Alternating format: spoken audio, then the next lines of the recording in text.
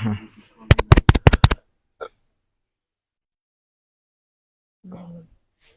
না।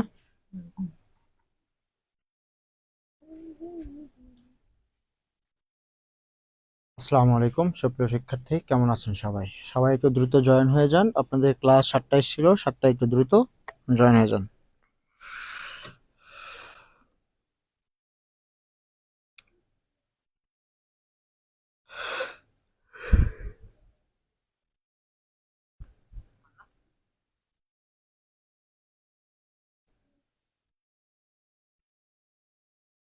আসসালামু আলাইকুম, কেমন আছেন সবাই? সবাই একটু দ্রুত জয়েন হয়ে যান। আপনাদের ক্লাস 7টায় ছিল, 7টায় একটু দ্রুত। প্রিন্স, ওই দেখো হচ্ছে ভাইয়ের তোমার একটা চিরুনি আছে, নিয়ে এসো তো তোমার কাছ থেকে।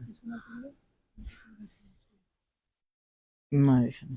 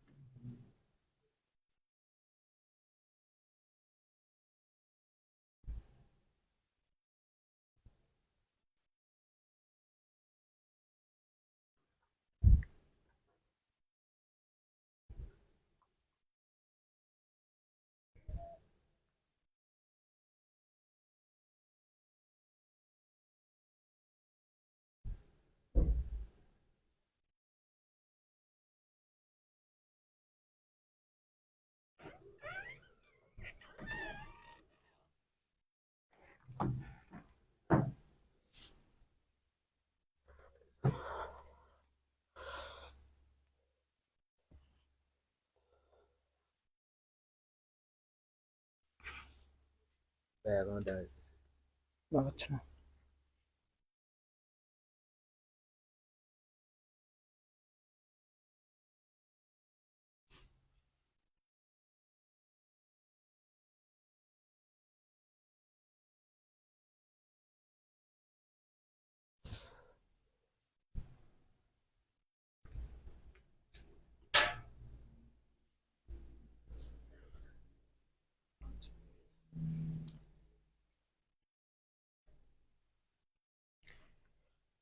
সামিরা সাবা আছে ভাই, আলহামদুলিল্লাহ রবিল আলমিন, ভালো আছি। আঞ্জুম আরা, ওয়ালাইকুম আসসালাম ভাইয়া। রায়ান ইসলাম শুভ, রায়ান আহমেদ শুভ, আঞ্জুম আরা আছি ভাই, আলহামদুলিল্লাহ। তুপা, ওয়ালাইকুম আসসালাম। আমরিন ইসলাম, ওয়ালাইকুম আসসালাম ভাইয়া। আহ সবাই একটু বন্ধুদেরকে মেনশন করো, তারা যেন একটু দ্রুত জয়েন হয়ে যায়। জান্নাতুল বাকিয়া, ওয়ালাইকুম আসসালাম ভাইয়া। আব্দুল্লাহ মোহাম্মদ, ওয়ালাইকুম আসসালাম। হ্যাঁ, ওয়ালাইকুম আসসালাম। হ্যাঁ ভাই, আছি আলহামদুলিল্লাহ। পিঙ্কি, ওয়ালাইকুম আসসালাম। আচ্ছা, কে কেন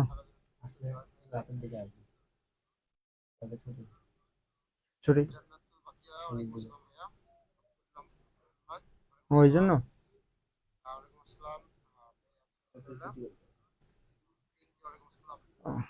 আচ্ছা, যাচ্ছে না কোনি। আচ্ছা ভাইয়া,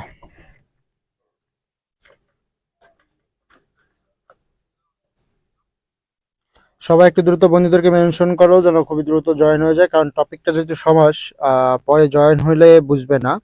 ঠিক আছে, পরে জয়েন হলে বুঝবে না। নসরুল্লাহ, হ্যাঁ ওয়ালাইকুম আসসালাম ভাইয়া, আছি আলহামদুলিল্লাহ, ভালো আছি আলহামদুলিল্লাহ। সবাই একটু দ্রুত বন্ধুদেরকে মেনশন করো, আর যার লিঙ্ক পায় না তাদের লিঙ্কটা দিয়ে দাও। মারবিন, ওয়ালাইকুম আসসালাম ভাইয়া।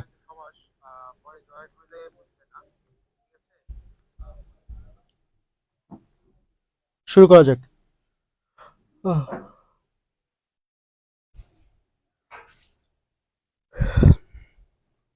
ওকে, হাতে কলম রেডি করো। আচ্ছা ভাই, আজকে আমাদের আলোচনার টপিক হচ্ছে সমাস। এই সমাস থেকে কিভাবে প্রশ্ন আসতে পারে, কি রকম হতে পারে, তার সকল বিষয়ে আমরা আলোচনা করার চেষ্টা আজকে করব সমাস থেকে। ওকে, সমাস খুবই গুরুত্বপূর্ণ টপিক, কিন্তু সমাস পারেন না, সমাসের উপরে মোটামুটি টাইপের 2টি ক্লাস বা 3টি ক্লাস নেওয়ার আমি চেষ্টা করব, মোটামুটি 3টে ক্লাস নেওয়ার চেষ্টা করব সমাস নিয়ে। কারণ এটা একটু ভেঙে ভেঙেই পড়াইতে হবে আপনাদেরকে। একবারে যদি পড়াই তাহলে আপনারা বুঝবেন না কোনো কিছুই। সমাসের উপরে আমরা সমাস 1.5 ঘন্টা করেই ক্লাস নেওয়ার পাশাপাশি ডিটেলস আলোচনা করতে একটু টাইম লাগবে। চলো তাহলে আজকে আমরা সমাসের যে টপিকটা সেটা আমরা শুরু করে দেই। বেসিক থেকে শুরু করব, কারণ বিশ্ববিদ্যালয় এখান থেকে প্রতি বছর 1টা বা 2টা প্রশ্ন এসে থাকে। প্রত্যেকটা বিশ্ববিদ্যালয় এখান থেকে প্রশ্ন থেকে এসে থাকে, তাই আপনারা কি দ্রুত জয়েন হওয়ার চেষ্টা করুন, ঠিক আছে? আচ্ছা, ওয়ালাইকুম আসসালাম ভাইয়া। আচ্ছা, আজকে ঘুম থেকে উঠলাম, কেবল ঘুম থেকে উঠে আপনাদের যে ক্লাসে ঢুকলাম, ওকে, ওই জন্য ঠিকই তো টাইম লাগতেছে।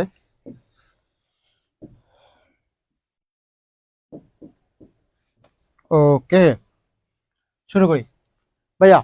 সমাস, সমাসের যে বিষয়টা আছে, সমাস মানে হচ্ছে সংক্ষেপণ। একটা বিষয় আপনারা নোট করে নেবেন, খাতা খুলবেন, খাতা খুলে সবাই নোট করে রাখবেন, এবং সবাইকে আমি চাচ্ছি নোটটা আপনারা আপনাদের গ্রুপে, যে এডুকেটমির যে গ্রুপ আছে সেই গ্রুপে আপনারা শেয়ার করবেন, পোস্ট করবেন। ওকে, নোট করেই পোস্ট করবেন। সমাস শব্দের অর্থ হচ্ছে আপনার সংক্ষেপণ।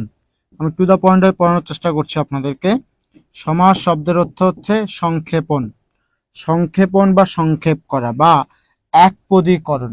সমাস শব্দের অর্থ একপদীকরণ, একপদীকরণ।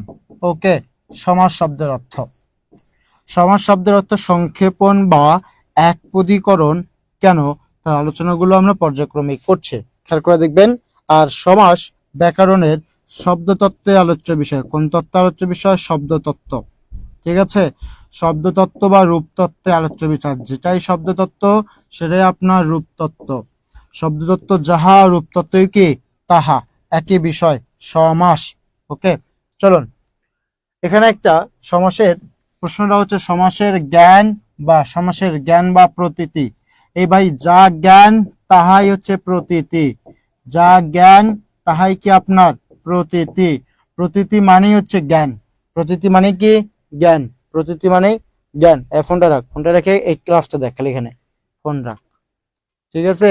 সমাসের জ্ঞান, জ্ঞান মানে কি প্রতীতি, জ্ঞান মানে কি আপনার প্রতীতি। জ্ঞান যাহা প্রতীতিও তাহা। পরীক্ষায় প্রশ্ন হতে পারে যে আপনাদের সমাসের জ্ঞান বা সমাসের প্রতীতি কয়টি, তখন উত্তর করবেন এই 5। উত্তর করবেন কয়টা? এই 5টা, ঠিক আছে? যদি প্রশ্নটা করে সমাসের জ্ঞান বা প্রতীতি কয়টি, তখন উত্তর করবেন কি এই প্রকার 5 প্রকার।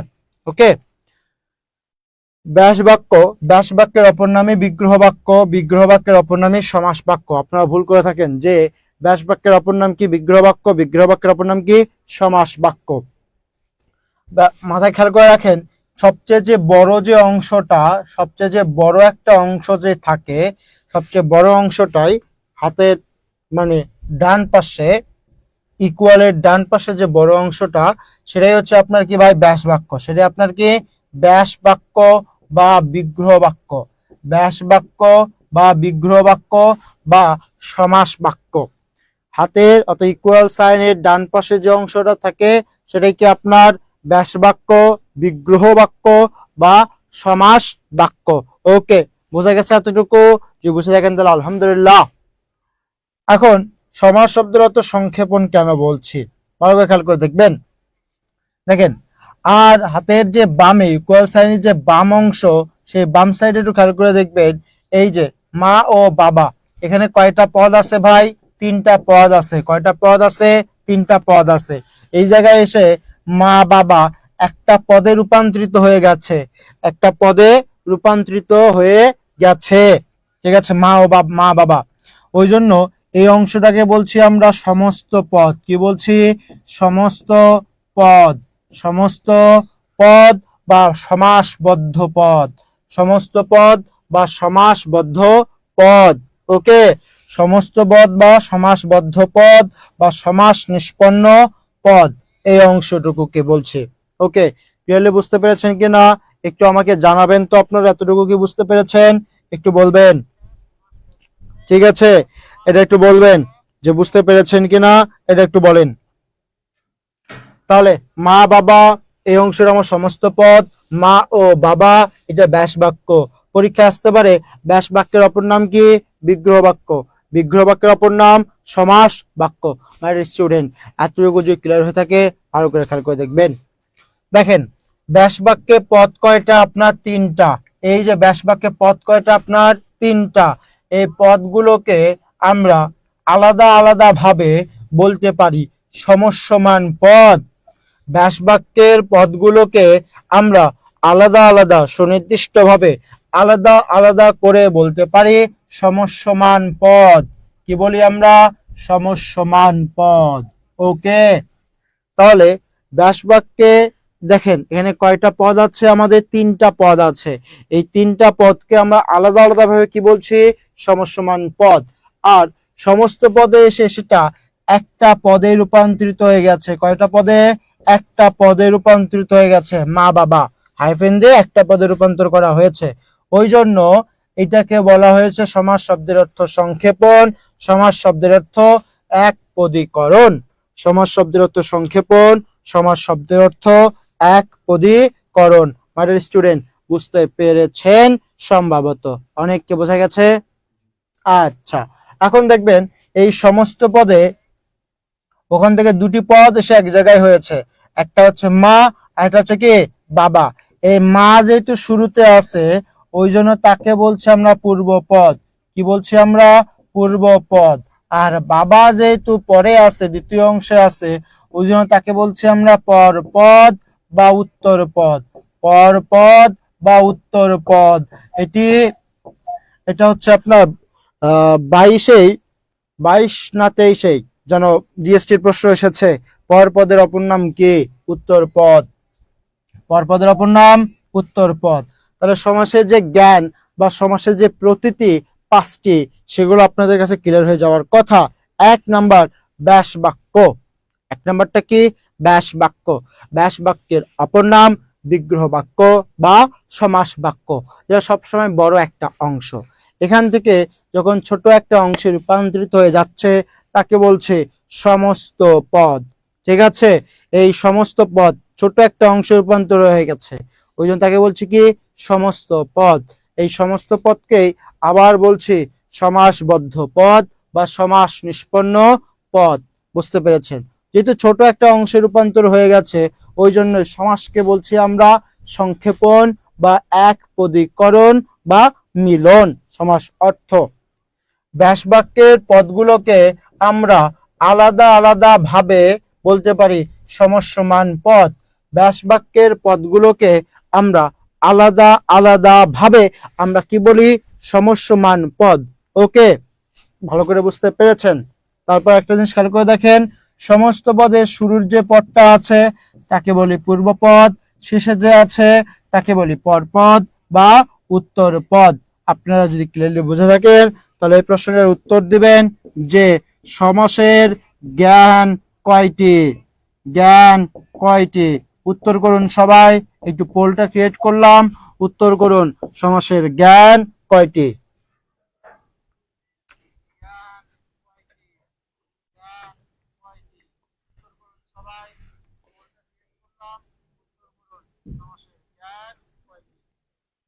ওকে, জিএম নাজমুল সাকিব তামিম।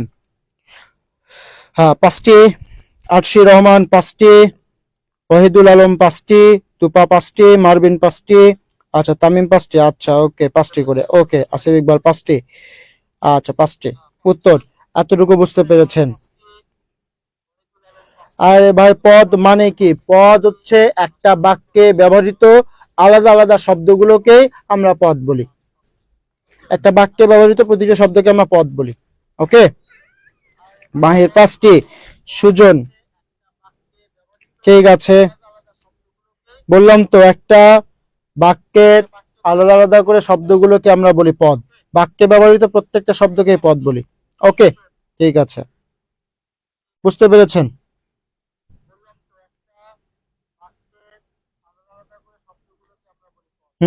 দ্বন্দ্ব সমাস, স্যার।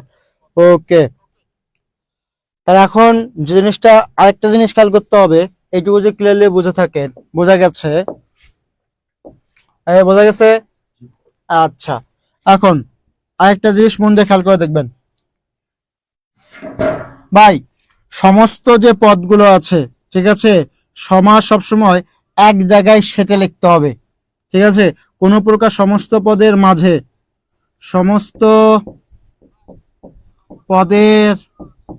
মাঝে গ্যাপ হবে না। কি হবে না? গ্যাপ হবে না। সমস্ত পদের মাঝে কি হবে না? গ্যাপ হবে না। গ্যাপ হলে বানানটা কি হয়ে যাবে? ভুল হয়ে যাবে। যেমন দেখেন, যৌবন সূর্য। কি বললাম? যৌবন সূর্য। যৌবন একটা পদ, সূর্য একটা পদ, দুটো পদ আমাদের এক জায়গায় লিখতে হবে। দেখেন, এইভাবে একসাথে লিখতে হবে। বিষয়টাকে আমি এইভাবে লিখতে পারবো না। যৌবন লিখলেন এখানে, সূর্য লিখলেন এখানে। দেখেন, পুরো পদ এবং পরপদের মাঝে গ্যাপ হয়ে গেল না? এই গ্যাপটা দেয়া যাবে না। ভালো করে বোঝেন। বুঝছিস? আচ্ছা, 2 নম্বর পয়েন্টটা হচ্ছে আমাদের খেয়াল করতে হবে যে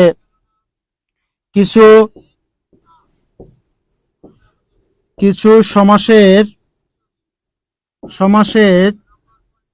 মাঝে, ঠিক আছে, হাইফেন ব্যবহার করতে হবে। যেমন দেখেন, মা বাবা। দ্বন্দ্ব সমাসের অধিকাংশ উদাহরণগুলোতেই হাইফেন বসে। দ্বন্দ্ব সমাসের, এই যে কিছু সমাস বলছি না, এটা মূলত দ্বন্দ্ব সমাস। বলছি দ্বন্দ্ব সমাস। এই দ্বন্দ্ব সমাসের পুরোপদ বা পরপদের মাঝে কি বসবে? একটা হাইফেন বসে তাকে এক জায়গায় রূপান্তর করা হয়। ঠিক আছে, আমরা এইভাবে লিখতে পারবো না যে মা বাবাকে মা বাবা, এইভাবে লিখতে পারবো না। এইভাবে যদি লিখি তাহলে সেটা ভুল হবে। সঠিকটা হবে কি? মা বাবা। এটা দ্বন্দ্ব সমাস। বুঝবেন কেন দ্বন্দ্ব সমাস? একটু পরে বুঝতে পারবেন। বুঝতে পেরেছেন? বুঝছিস? আচ্ছা, ওকে। 3 নাম্বার পয়েন্টটা হচ্ছে অলোক যে সমাসগুলো আছে, যেগুলোতে বিভক্তি যুক্ত থাকে, সে অলোক সমাস আলাদা করে লেখা যাবে।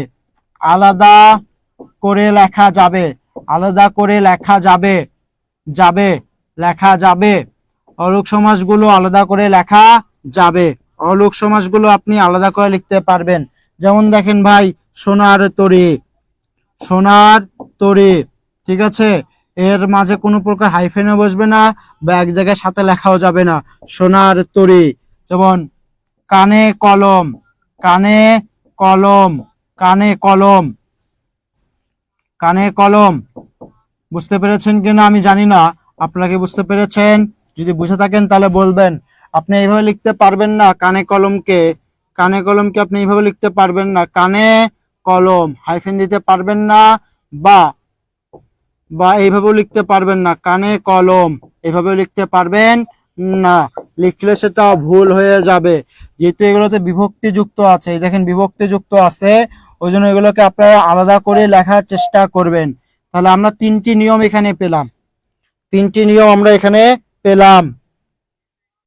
ওকে, হাইফেন থাকলে দ্বন্দ্ব সমাস। আচ্ছা, বুঝতেছি। তাহলে বুঝতে পেরেছেন? তাহলে প্রথমে সমস্ত পদের মাঝে কি দেওয়া যাবে না বলেন তো ভাই?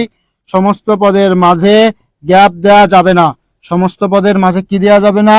গ্যাপ দেওয়া যাবে না। যেমন ইস্পাত কঠিন। ঠিক আছে, ইস্পাত কঠিন, এটা একসাথে লিখতে হবে, আলাদা করে গ্যাপ দেওয়া যাবে না। যদি গ্যাপ দেন তাহলে বানানটা কি হয়ে যাবে? ভুল হয়ে যাবে। কিছু সমাসের মাঝে কি দিতে হবে? হাইফেন ব্যবহার করতে হবে। মানে সেটা কি? দ্বন্দ্ব সমাস। ঠিক আছে, এই যে হাইফেন ব্যবহার করেছে, এই যে গাছপালা বলেন বা চালাক চতুর বলেন, এই যে চালাক, এই যে চতুর। বুঝতে পেরেছেন? ওকে। তারপরে অলোক সমাসে আলাদা করে লিখতে হবে। ঠিক আছে, মাঝখানে গ্যাপ দিতে হবে অলোক সমাসে। এই যে গ্যাপগুলো আছে, এই গ্যাপগুলো আপনি এগুলো হাইফেন দিয়েও লিখতে পারবেন না বা একসাথে সেটাও লিখতে পারবেন না। এগুলো আপনাকে অবশ্যই আলাদা করে লিখতে হবে। তাহলে এই অংশটুকু যদি ক্লিয়ার হয়ে থাকে তাহলে আলহামদুলিল্লাহ। আপনারা কি বুঝছেন? উল্টা পাল্টা কমেন্ট করবেন না। উল্টা পাল্টা যদি কমেন্ট করেন, ক্লাস করতেছেন মন দিয়ে ক্লাস করবেন। উল্টা পাল্টা যদি কমেন্ট করে একদম ক্লাস থেকে আমি বের করে দেবো একবারে। ঠিক আছে, মন দিয়ে ক্লাস করেন। গুরুত্বপূর্ণ টপিকে পড়াচ্ছি, মন দিয়ে ক্লাস করবেন। আশির রহমান বুঝছেন, আঞ্জুম আরা বুঝছেন, তুপা বুঝছেন। ঠিক আছে, সামিরা সাবা জি ভাইয়া বুঝতে পেরেছেন। আচ্ছা, এতটুকু কি ক্লিয়ারলি বুঝছেন? দেখেন, আপনারা যে কোন পদগুলোকে একসাথে লিখবেন, কোন পদগুলোকে আলাদা করে লিখবেন, তারও একটা কনসেপ্ট আপনারা মাথায় পেয়ে গেলেন। ঠিক আছে, এখানে কোনো সমস্যা থাকার কথা না। ঠিক আছে,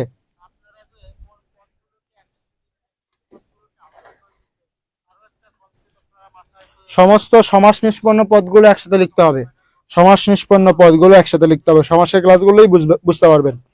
ঠিক আছে, জি কাউসার, অলোক দ্বন্দ্ব পড়াচ্ছি পড়াচ্ছি কাউসার, প্রশ্ন আনসারও আমি আপনাকে দিয়ে দিচ্ছি কাউসার। কেমনে বুঝবো কোনটা হবে আর কোনটা হবে না? ভাই, কেমনে বুঝবেন? প্র্যাকটিস করলেই বুঝবেন, এমনি প্র্যাকটিস করলেই আপনারা বুঝবেন। ওকে, এগেইন প্লিজ, এগেইন। পরে ঢুকছেন, পরে ঢুকলে চলবে না। ওকে, সমস্যা তাহলে একটু বলেন। তাহলে আপনারা একটা জিনিস খেয়াল করে দেখেন যে, বলেন এই প্রশ্নটার উত্তর দেন। এই প্রশ্নটার উত্তর দেন আপনারা সবাই, সবাই উত্তর করেন তো। ব্যাস বাক্যের পদগুলোকে পদগুলোকে আলাদাভাবে আলাদাভাবে কি বলা যায়? কি বলা যায়? বলেন বলেন, সবাই উত্তর করেন, সবাই উত্তর করেন, বলেন সবাই উত্তর করেন, সবাই উত্তর করেন, বলেন। মারবেন, সমসমান পদ। আচ্ছা, বিগ্রহ, হ্যাঁ ঠিক আছে। বিগ্রহ কেমনে? বিগ্রহ বাক্য, সমাস ব্যাস বাক্যের অপর নামই তো বিগ্রহ বাক্য। এটাই বিগ্রহ বাক্য, এটাই সমাস বাক্য বা ব্যাস বাক্য।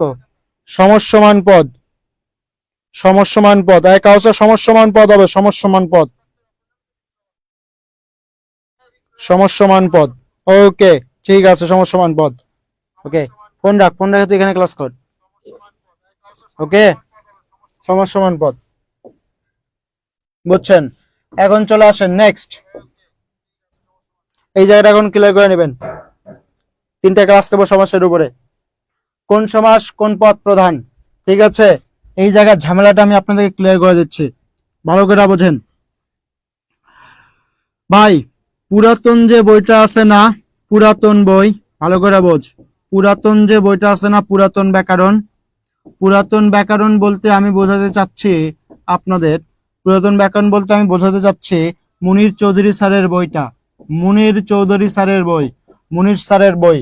ঠিক আছে, সেখানে সমাসকে তিনি 6 প্রকার বলেছেন। কয় প্রকার বলেছেন? মুনির চৌধুরী স্যার সমাসকে তিনি 6 প্রকার বলেছেন। কয় প্রকার? 6 প্রকার। বলতে কত প্রকার বলেছেন তিনি? 6 প্রকার। ঠিক আছে, মুনির চৌধুরী স্যার সমাসকে তিনি কত প্রকার বলেছেন বলেন তো? 6 প্রকার বলেছেন। ওকে, এসএসসির বই। মুনির চৌধুরী স্যার সমাসকে কত প্রকার বলেছেন বলেন তো ভাই? 6 প্রকার বলেছেন। 6 প্রকার বলেছেন। সেগুলো কি কি একটু দেখে আসি। দ্বন্দ্ব সমাস, দ্বন্দ্ব সমাস। ঠিক আছে, এরপরে কি? কর্মধারায় সমাস। ভালো করে আলোচনা করছি, মন দিয়ে বুঝবেন। কর্মধারায় সমাস। 3 নাম্বার তৎপুরুষ সমাস, তৎপুরুষ সমাস।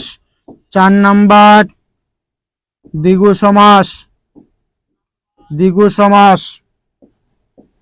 5 নাম্বার বহুব্রীহি সমাস, বহুব্রীহি সমাস।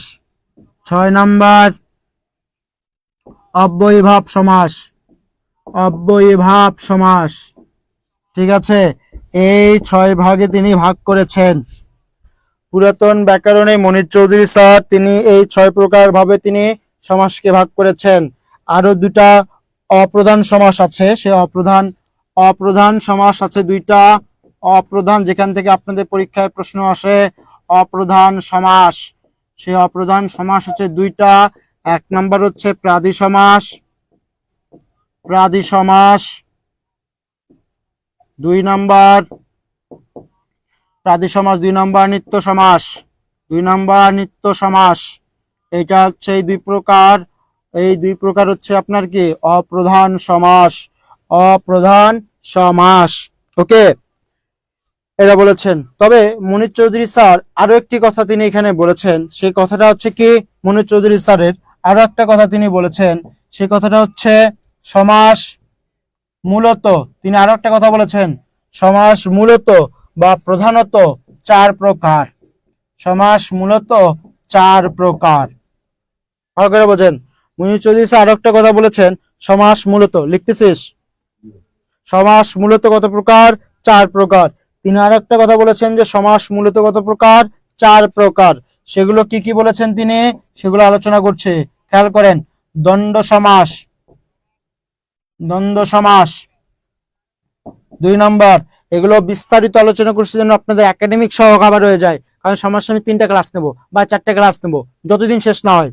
ঠিক আছে, ধীরে ধীরে। এই সমাজ নিয়ে আমি আর কোনো ঝামেলা চাচ্ছি না, কোনো প্রকার ঝামেলা আমি চাচ্ছি না। আজ এই 4টে ক্লাস নেব, 4টে ক্লাসে সমাজ নিয়ে, জীবনে যেন সমাজ নিয়ে আপনাদের কোনো সমস্যা না থাকে। একটা কথা বলে দিলাম, দ্বন্দ্ব সমাস, তৎপুরুষ সমাস, তৎপুরুষ সমাস, বহুব্রীহি সমাস, বহুব্রীহি সমাস। আরেকটা হচ্ছে কি অব্যয়ীভাব সমাস, আরেকটা কি অব্যয়ীভাব সমাস, অব্যয়ীভাব সমাস। এই মূলত চার প্রকার বলেছেন। এই কয় প্রকার বলেছেন? চার প্রকার বলেছেন। তাহলে মাঝখান থেকে দুটা প্রকার কি হয়ে গেছে? হাওয়া হয়ে গেছে। মাঝখান থেকে দুইটা প্রকার হাওয়া হয়ে গেছে। সেই দুই প্রকার কি কি একটু দেখে আসি। ঠিক আছে, একটা হচ্ছে দ্বন্দ্ব সমাস, আর একটা হচ্ছে দ্বিগু সমাস। একটা দ্বন্দ্ব, আর একটা কি, একটা কর্মধারায় আর একটা দ্বিগু, একটা কর্মধারায় আর একটা কি দ্বিগু। চলুন মন দিয়ে খেয়াল করে দেখবেন। রবীন্দ্রনাথ ঠাকুর, কবিগুরু রবীন্দ্রনাথ ঠাকুর, এই যে রবি ঠাকুর, ঠিক আছে, ভালো করে বোঝেন। কবিগুরু রবি ঠাকুর, কবিগুরু রবি ঠাকুর, রবি ঠাকুর দ্বিগু সমাসকে কর্মধারায় সমাসের অন্তর্ভুক্ত করেছেন। এই যে দ্বিগু সমাসকে কর্মধারায় সমাসের অন্তর্ভুক্ত করেছেন কে?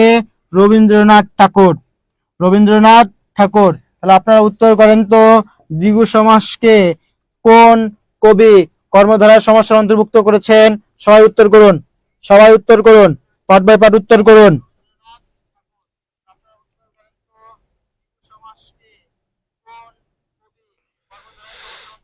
বলেন।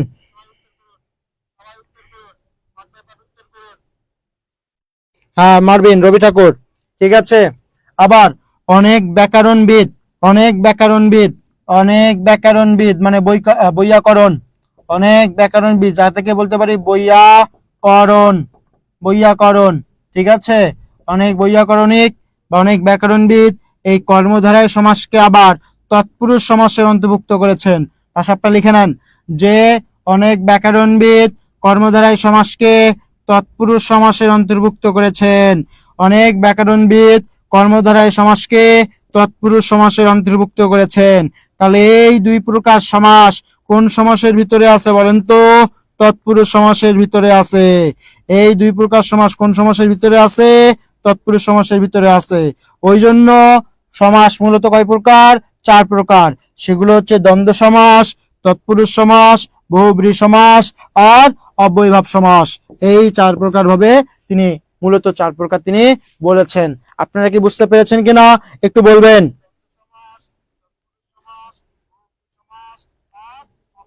বলেন, আপনারা কি বুঝতে পেরেছেন এতটুকু? যদি বুঝে থাকেন তাহলে বলবেন, খুবই দ্রুত বলবেন যদি বুঝে থাকেন তাহলে বলেন। ওকে, বলেন। আচ্ছা, এতটুকু ক্লিয়ার? অনেক ক্লিয়ার। আচ্ছা,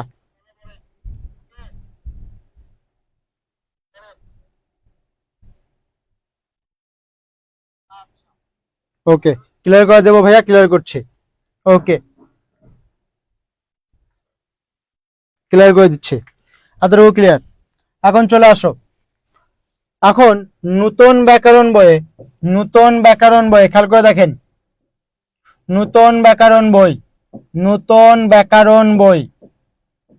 ব্যাকরণ যেটা হচ্ছে তারেক মঞ্জুর স্যার লিখেছে নূতন ব্যাকরণ বই, সেই বইয়ে সমাস 4 প্রকার। সেই বইয়ে সমাস কত প্রকার?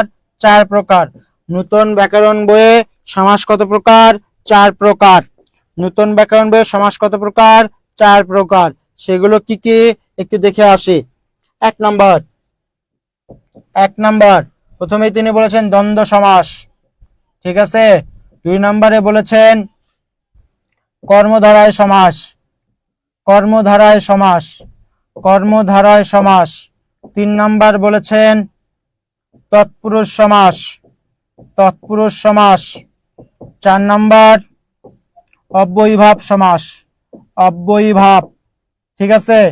এই চার সমাসের 4 প্রকার তিনি যে কোন হিসেবে ভাগ করেছেন, তিনি কি গাঞ্জা খেয়ে ভাগ করেছেন, না কোন প্রকার তিনি ভাগ করেছেন, কোন আইডিওলজিতে তিনি ভাগ করেছেন, এটা ভাই মাথায় ঢোকে না, ঠিক আছে। কারণ তার এই আলোচনার ভিতরে সবচেয়ে বড় একটা অংশ বহুব্রীহি সমাস তিনি অব্যয়ীভাব না, এখানে বহুব্রীহি, ঠিক আছে, মানে বহুব্রীহি হবে। তিনি এই 4 প্রকারের ভিতরে সেই অব্যয়ীভাব সমাসটা তিনি বাদ দিচ্ছেন। কেন বাদ দিলেন এটা মাথায় চিন্তায় ঢোকে না, ঠিক আছে। নতুন ব্যাকরণ বইয়ে এখন পরীক্ষায় যদি প্রশ্ন আসে তাহলে আপনি দাগাবেন কত প্রকার? দাগাবেন ভাই 4 প্রকার। দাগাবেন কত প্রকার? 4 প্রকার। যদি অপশন বিবেচনা করে দাগাবেন, অপশনে যদি 4 না থাকে, যদি 6 থাকে তাহলে 6 দাগাবেন, আর যদি 4 6 দুটোই থাকে তাহলে 4 দাগাবেন। ওই জন্য আপনাকে দুটি জেনে রাখতে হবে যে কোনটা আসলে কোনটা হবে। ওকে, বুঝতে পেরেছেন?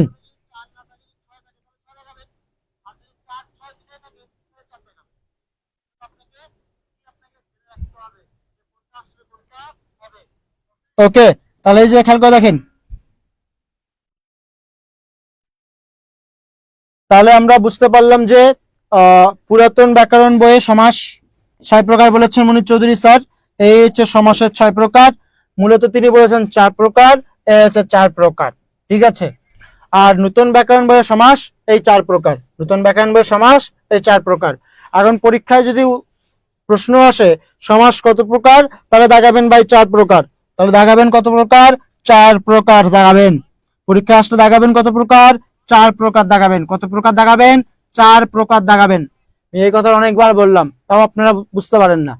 পরীক্ষায় আসলে দাগাবেন কত প্রকার? 4 প্রকার দাগাবেন। পরীক্ষায় আসলে কত প্রকার দাগাবেন? 4 প্রকার দাগাবেন, ঠিক আছে। এখন অপশনে যদি আপনার 4 প্রকার না থেকে 6 থাকে, অপশনে যদি 6 থাকে, 4 নাই, অপশনে দেখেন 4 নাই, তখন দাগাবেন 6, অপশন বিবেচনা করে দাগাবেন। একটা বিষয় মাথায় রাখবেন ভাই, অপশন বিবেচনা করে আপনাকে দাগাতে হবে। আপনাকে সবটাই জানা রাখতে হবে, কিন্তু অপশন বিবেচনা করে আপনাকে জানতে হবে। এখন কি বুঝতে পারছেন কিনা একটু বলেন, ঠিক আছে। এখন বলেন বুঝছেন কিনা বলেন।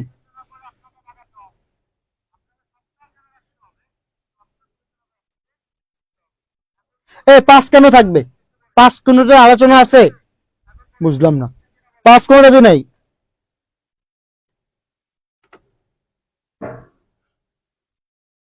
ওকে, একটা কথা বলতেছি, কমেন্ট বক্সে যদি কোনো উল্টা পাল্টা পড়া ব্যতীত উল্টা পাল্টা কমেন্ট থাকে, একদম লাথি মেরে বের করে দেবো, একদম।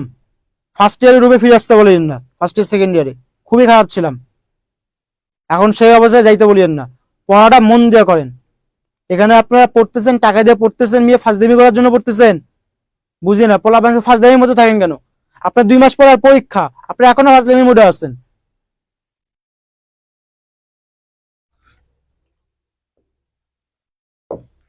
চলুন এখন আমরা দেখব কোন সমাস কোন পদ প্রধান, মানে কোন সমাস কোন কোন পদ প্রধান পায়, অর্থাৎ দুটো পদের প্রাধান্য পাবে।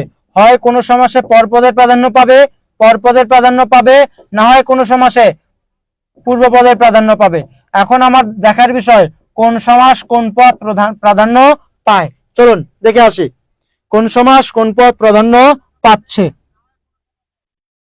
কোন সমাস কোন পদ প্রাধান্য পাচ্ছে খেয়াল করে দেখেন। এই ছন্দটা একটু মাথায় রাখেন, অনেক ছন্দটা মাথায় রাখ।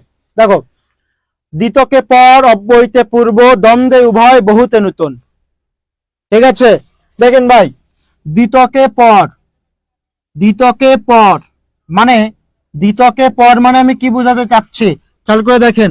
এই যে দ্বিতক, ভালো করে মন দেন ভাই, দ্বিতক, তাহলে দ্বিতক, দেখেন দ্বিতক, এই যে দ্বিতে দ্বিগু, দ্বিতে কি দ্বিগু, ততে আপনার তৎপুরুষ, ততে তৎপুরুষ, খুবই ভেঙে ভেঙে বোঝানোর চেষ্টা করছি। কতে কর্মধারয়, কতে কর্মধারয়, কতে কর্মধারয়, দ্বিতে দ্বিগু, ততে তৎপুরুষ, কতে কি আপনার কি কর্মধারয়। এই তিনটা সমাস কোন পদ প্রধান বলেন তো ভাই?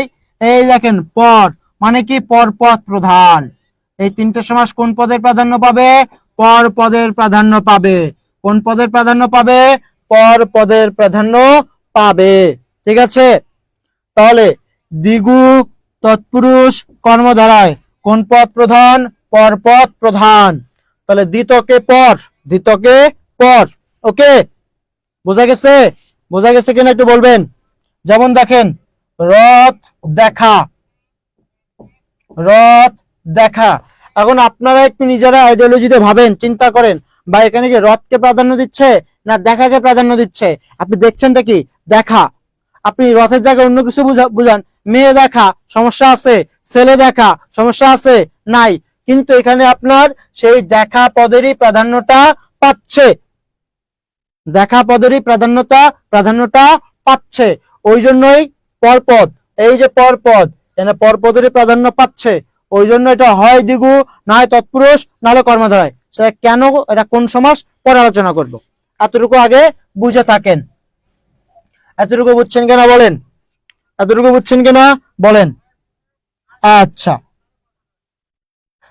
তাহলে এতটুকু ক্লিয়ারলি বোঝা গেছে? অনেক বুঝছিস? এখন খেয়াল করে দেখেন, আবার রিপিট করছে একটা জিনিস। এই যে রবি ঠাকুর, এই যে রবি ঠাকুর, রবীন্দ্রনাথ ঠাকুর, ভালো করে বোঝেন। এই রবি ঠাকুর দ্বিগু সমাসকে বা তৎপুরুষ দ্বিগু সমাসকে কর্মধারায় সমাসের অন্তর্ভুক্ত করেছেন। কোন সমাসের?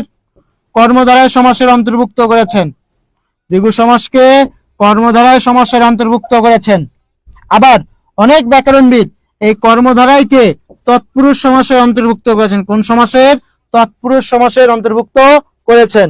এখন এই প্রশ্নের একটা উত্তর করেন, এই প্রশ্নটার উত্তর করবেন।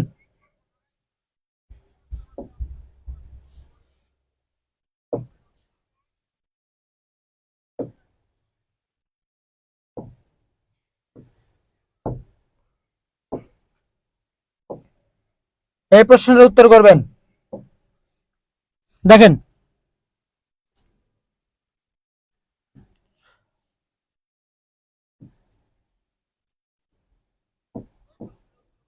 কোনটি, বা লেখাটা ফুটে, লেখাটা কি বোঝা যাচ্ছে কেন একটু দেখেন তো, লেখাটা কি বোঝা যাচ্ছে? কোনটি পরপদ প্রধান? লেখাটা বোঝা যাচ্ছে কেন বলেন? কোনটি পরপদ প্রধান? জি, কোনটি পরপদ প্রধান? খেয়াল করে দেখেন, কোনটি পরপদ প্রধান? অপশনে আসলো কোনটি পরপদ প্রধান। খেয়াল করে দেখেন, মন দিয়ে খেয়াল করেন ভাই। ক নাম্বার, ক নাম্বার তৎপুরুষ, তৎপুরুষ। খ নাম্বার দ্বিগু। গ নাম্বার কর্মধারয়, কর্মধারয়। এখন আপনারা বলেন তো কোনটা উত্তর হবে? বল, কোনটা উত্তর হবে? তাহলে কোনটি পরপদ প্রধান? এখানে তিনটাই তো আপনার পরপদ, তিনটাই তো পরপদের প্রাধান্য পাচ্ছে, তিনটাই তো পরপদের প্রাধান্য পাচ্ছে। তাহলে উত্তর কোনটা? তো তিনটাই তো অপশনে আছে, তাহলে উত্তর কোনটা? তাহলে উত্তর কোনটা? অপশনে দেন ভাই, সবগুলো নাই। ঠিক আছে, অপশন আরেকটা, ঘ নাম্বার অপশন দিলাম, কোনোটি নয়, কোনোটি নয়, কোনোটি নয়, কোনোটি নয়। ঘ নাম্বার বলেন।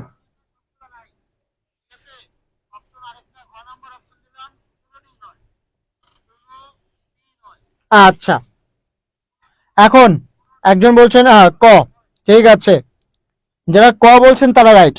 ভালো করে খেয়াল করে দেখেন যে আমি আপনাদের একটা কথা বললাম, একটা কথা আমি আপনাদেরকে বলেছি যে ভাই রবীন্দ্রনাথ ঠাকুর দ্বিগু সমাসকে কর্মধারা সমাসের অন্তর্ভুক্ত করেছেন, তাহলে দ্বিগু সমাসটা অবশ্যই কর্মধারা সমাসের ভিতরেই আছে। আবার অনেক ব্যাকরণবিদ কর্মধারাকে আবার দ্বিগু তৎপুরুষ সমাসের অন্তর্ভুক্ত করেছেন। তাহলে এই দুই প্রকার সমাস কোন সমাসটার ভিতরে আছে? তৎপুরুষ সমাসের ভিতরে আছে, তাই না? তাহলে উত্তরটা লাগাবেন কি ভাই? তৎপুরুষ। উত্তরটা তাহলে লাগাবেন কি? তৎপুরুষ। উত্তর কোনটা হবে? অ্যাপ্রোপ্রিয়েট উত্তরটা হবে তৎপুরুষ।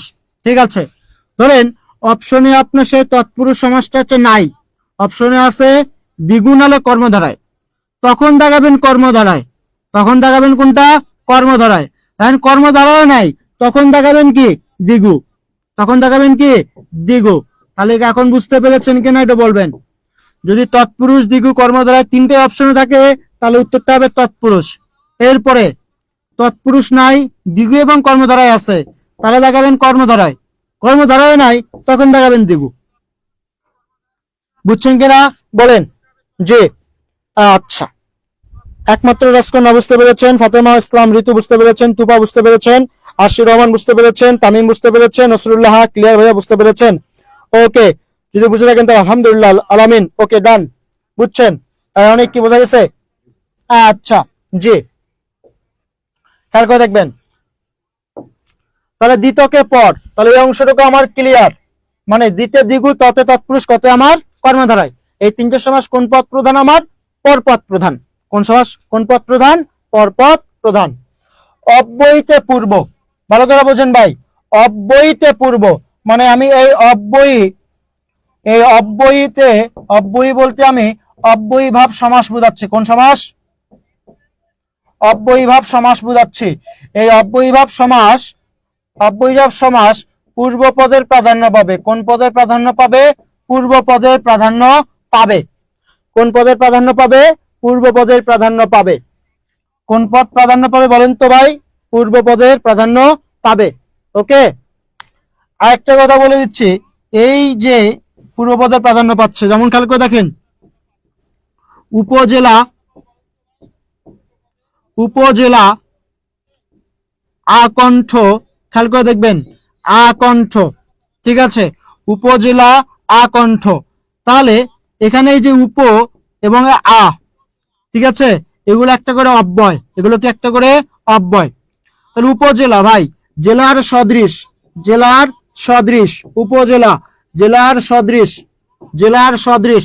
খেয়াল করে দেখেন তাহলে কি এদিকে জেলা পদের প্রাধান্য দিচ্ছে না উপপদের প্রাধান্য দিচ্ছে? অবশ্যই উপ, যেটাকে জেলার মতো।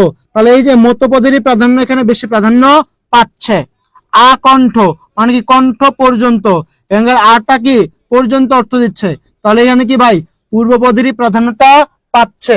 তাহলে অব্যয়ীতে পূর্ব পদের প্রাধান্য পায়, অব্যয়ীতে পূর্ব পদের প্রাধান্য পায়, প্রতিদিন প্রতি অর্থ প্রাধান্য পাচ্ছে। ওকে, সমাস কনফিউশন না, আপনি মন দিয়ে ক্লাস করেন তাহলে বুঝতে পারবেন, উল্টা পাল্টা জিনিস বাদ দেন। তাই খেয়াল করে দেখেন, অব্যয়ীতে পূর্ব মানে অব্যয়ীতে পূর্ব পদের প্রাধান্য পাবে। কিসের প্রাধান্য পাবে? পূর্ব পদের প্রাধান্য পাবে। যেমন দেখেন উপজেলা জেলার সদৃশ, তাহলে কি ভাই? জেলার সদৃশ উপজেলা মানে ছোট, তাহলে এখানে ছোট উপ প্রাধান্য পাচ্ছে। তাহলে আকণ্ঠ, আ প্রাধান্য পাচ্ছে, কণ্ঠ পর্যন্ত। এই যে আকণ্ঠ খেয়েছি মানে কি এই পর্যন্ত আপনি খেয়েছেন, তাহলে কি ভাই? আ অর্থ প্রাধান্য পাচ্ছে, তাই তো? অর্থাৎ অব্যয়ীতে অবশ্যই শুরুতে একটা করে উপসর্গ বসে। ওকে, ক্লিয়ারলি বুঝছেন? ওকে, যদি বুঝে থাকেন তাহলে বলেন অনেক কি ক্লিয়ার? আচ্ছা, কি তোর ক্লাস নাকি? আয় ক্লাস করাই।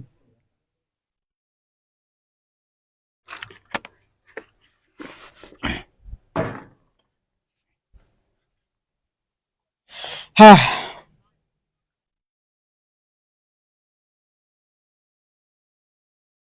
ওকে, তা দেখেন এরপরে বলছি কি দ্বন্দ্বে উভয়। দ্বন্দ্বে উভয়, দ্বন্দ্বে উভয় মানে কি ভাই? দ্বন্দ্ব যে সমাসটা আছে, এই যে দ্বন্দ্ব সমাস, এই দ্বন্দ্বে মানে দ্বন্দ্ব, দ্বন্দ্ব সমাসে উভয় পদেরই প্রাধান্য পাবে, দুটা পদেরই প্রাধান্য পাবে, উভয় পদ প্রধান, দুটা পদেরই কি পাবে, প্রাধান্য পাবে। যেমন খেয়াল করে দেখেন, ছেলে মেয়ে, ছেলে মেয়ে, ছেলে মেয়ে, ছেলে মেয়ে। দেখেন ভাই, এখানে ছেলেকেও বোঝাচ্ছে মেয়েকেও বোঝাচ্ছে, দুটা পদেরই কি সমানভাবে প্রাধান্য পাচ্ছে। যদি বলি আপনাকে মা বাবা, মা বাবা, খেয়াল করে দেখেন মা বাবা, আপনি কি এখানে মাকে আলাদা করে প্রাধান্য দিচ্ছেন না বাবাকে আলাদা করে প্রাধান্য দিচ্ছেন? দুইজনকে সমানভাবে প্রাধান্য পাচ্ছে, মা বাবা দুটি পদেরই সমান প্রাধান্য পাচ্ছে। তাহলে দ্বন্দ্ব সমাস কি, উভয় পদ প্রধান। দ্বন্দ্ব সমাস কি বলেন তো, উভয় পদ প্রধান। উচ্ছৃঙ্খল বুঝাবো, পরে বুঝাবো, ঠিক আছে। উপসর্গ ভালো করে বুঝতে পেরেছেন? ওকে, বুঝছেন কিনা বলেন, বুঝছেন? দ্বন্দ্ব সমাস উভয় পদ প্রধান। এই দেখেন এরপরে কি বলছে ভাই, বহুতে নূতন, বহুতে নূতন মানে বহু মানে হচ্ছে বহুব্রীহি, বহু মানে কি, বহুব্রীহি, বহু মানে কি, বহুব্রীহি। এই বহুব্রীহিতে নূতন অর্থ প্রাধান্য পাবে। কোন অর্থ প্রাধান্য পাবে? নূতন অর্থ প্রাধান্য পাবে। অর্থাৎ এখানে পূর্বপদ বা পরপদ কোনটির অর্থই বুঝাবে না, নূতন একটা অর্থ বুঝাবে, নূতন একটি অর্থ বুঝাবে।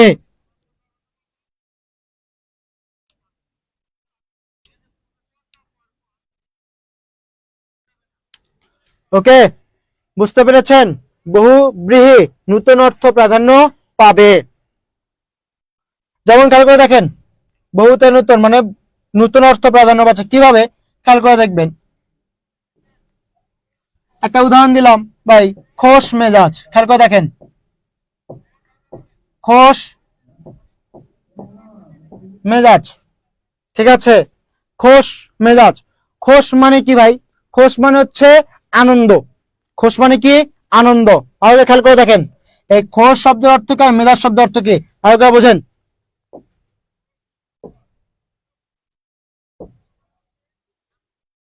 খোশ মানে কি ভাই? আনন্দ বা প্রফুল্ল, আনন্দ। খোশ মানে কি? আনন্দ, ঠিক আছে।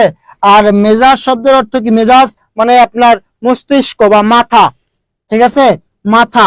খেয়াল করে দেখেন, তাহলে কি ভাই আনন্দ মাথা এখানে কোনো কিছু? হ্যাঁ, খোশ মেজাজ কি আনন্দ মাথা এমন কিছু না তো? তাহলে এমন কিছু বোঝাচ্ছে? খোশ মেজাজ মানে খোশ আনন্দ মাথা আছে এমন কিছু বোঝাচ্ছে না। এখানে আমরা খোশ মেজাজ বলতে মিস্টার বিনকে বোঝাতে পারি। কাকে বোঝাতে পারি? মিস্টার বিন, মিস্টার বিন, ঠিক আছে। বা আমাদের দেলদার আছে না, দেলদার স্যার আছে না, দেলদার, দেলদারকে বোঝাতে পারি, দিলদারকে বোঝাতে পারি। মানে যে সবসময় কি করে, কি থাকে, হাসি খুশিতে থাকে। যে ব্যক্তি সবসময় হাসি খুশিতে থাকে তাকে কি বলতে পারি আমরা? খোশ মেজাজ। তাহলে এখানে আমরা আনন্দকেও বোঝাচ্ছি না, এখানে আমরা মেজাজকেও বোঝাচ্ছি না, এখানে বলতে আমরা এমন একটা কিছু বোঝাচ্ছি যেখানে নতুন একটা পদের প্রাধান্য পাচ্ছে।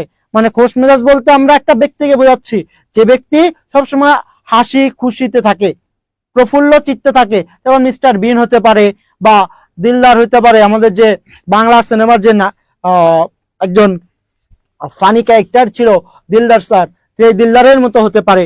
ওকে, বুঝতে পেরেছেন? বা আরেকটা উদাহরণ যদি আমি দেই আপনাদেরকে, যেমন দেখেন ভাই, নীলকণ্ঠ। খেয়াল করে দেখেন, নীলকণ্ঠ, ভালো করে বোঝেন, নীলকণ্ঠ। এই কণ্ঠ মানে তো ভাই এই যে গলা, কণ্ঠ। এখানে কি আমি নীলকণ্ঠ বলতে কি আমার গলাটা নীল রঙের, আমি এটা বোঝাচ্ছি না। এখানে নীলকেও বোঝাচ্ছি না, আমি কণ্ঠকে বোঝাচ্ছি না। এখানে নীলকণ্ঠ বলতে হিন্দু ধর্মে যারা আছেন ভালোভাবে বুঝতে পারবেন, নীলকণ্ঠ বলতে আমরা বোঝাচ্ছি কি সনাতন ধর্মের মহাদেবকে বোঝাচ্ছি। কাকে বোঝাচ্ছি? মহাদেব। এখানে নীলকণ্ঠকে বোঝাচ্ছি না বা কিছুই বোঝাচ্ছি না, আমরা বোঝাচ্ছি কি মহাদেবকে বোঝাচ্ছি। কাকে? মহাদেবকে বোঝাচ্ছি, মহাদেবকে বোঝাচ্ছে নীলকণ্ঠ বলতে। যে এই পুরা পৃথিবীকে বিষমুক্ত করার জন্য তিনি পুরা পৃথিবীর বিষ পান করেছিলেন, বিষ পান করে তার গলা নীল হয়ে গিয়েছিল, ওই জন্য তাকে বলছি কি আমরা নীলকণ্ঠ বা নীলকণ্ঠ বলছি। বুঝতে পেরেছেন? তাহলে অনেক কি বোঝা গেছে যে বহুব্রীহি সমাস মানেই নতুন একটি পদের প্রাধান্য পাচ্ছে। হ্যাঁ, বুঝতে পেরেছেন? এই পর্যন্ত ক্লিয়ারলি বুঝতে পেরেছেন নসরুল্লাহ আল হাসান? হ্যাঁ, নীল আকাশ। ওকে, আপনারা কি বুঝতে পেরেছেন কিনা এই পর্যন্ত বলেন? এই বন্ধু ক্লিয়ারলি বোঝা গেছে কিনা বলেন?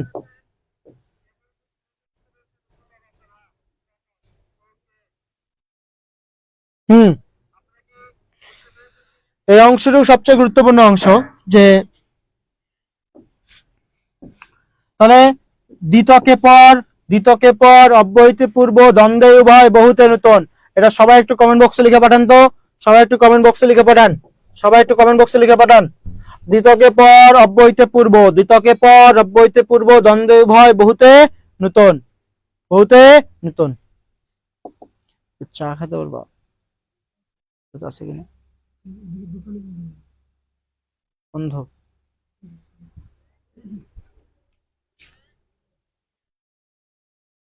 ওকে, ডান। বুঝছেন কিনা বলবেন? মেজাবিন মনি বুঝতে পেরেছেন? জি ক্লিয়ার, আজকাল হা দ্বন্দ্ব। ওকে, বুঝছেন বুঝছেন বুঝছেন বুঝছেন এতটুকু ক্লিয়ারলি বোঝা গেছে? এতটুকু কি ক্লিয়ারলি বুঝতে পেরেছেন কিনা বলবেন?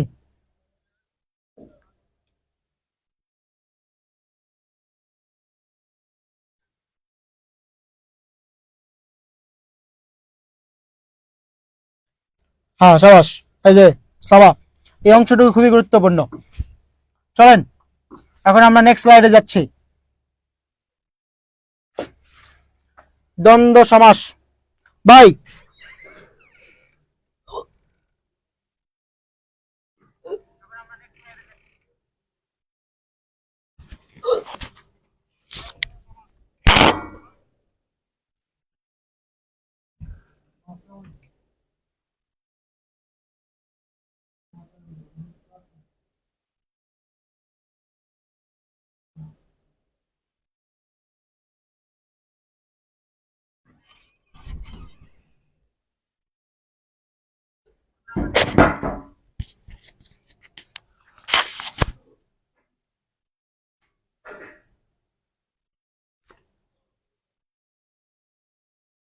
আচ্ছা, এই ক্লাস করা পর্যন্ত? 8:30 না?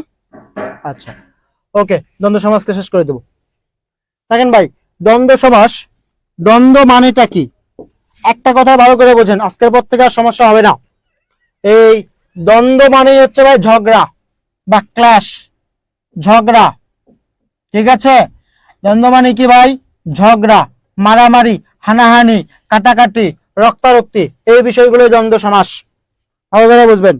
দ্বন্দ্ব মানে কি ভাই? ঝগড়া বা মারামারি, কাটাকাটি, এগুলো হচ্ছে আপনার দ্বন্দ্ব সমাস, দ্বন্দ্ব। ঠিক আছে? এখানকার মেইন যে বিষয়টা, পূর্বপদ বা পরপদ উভয় অর্থই কি পাবে? সমানভাবে প্রাধান্য পাবে। দ্বন্দ্ব সমাস চেনার সবচেয়ে ভালো উপায় হচ্ছে এইটা, পূর্বপদ বা পরপদ দুটি পদের কিভাবে সমানভাবে প্রাধান্য পাবে।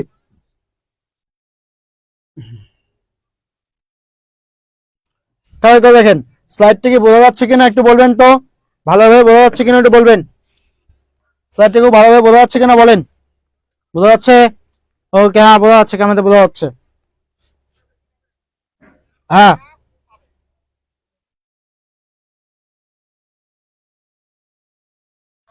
কালোতে কি যে ঝামেলাটা হচ্ছে, বোর্ডটা কি,